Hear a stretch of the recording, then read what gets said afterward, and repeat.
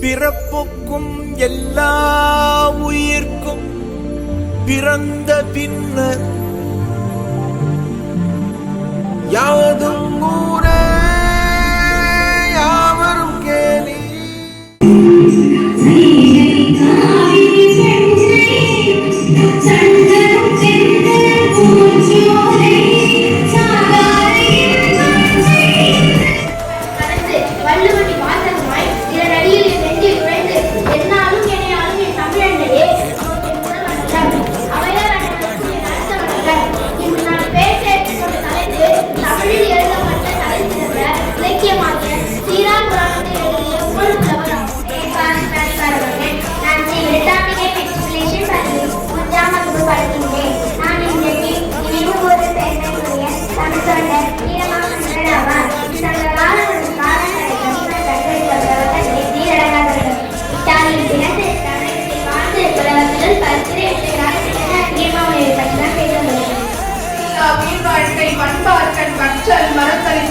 என்றார் வள்ளுவர்.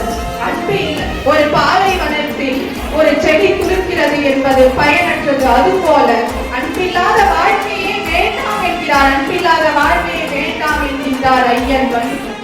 நிலை அத்தில்லாவிற்கு என்பதோல் போன்ற உடம்பு. அன்பில்லாத உடல் வெறும் எலும்பும் தோலும் போன்ற பூத உடல்.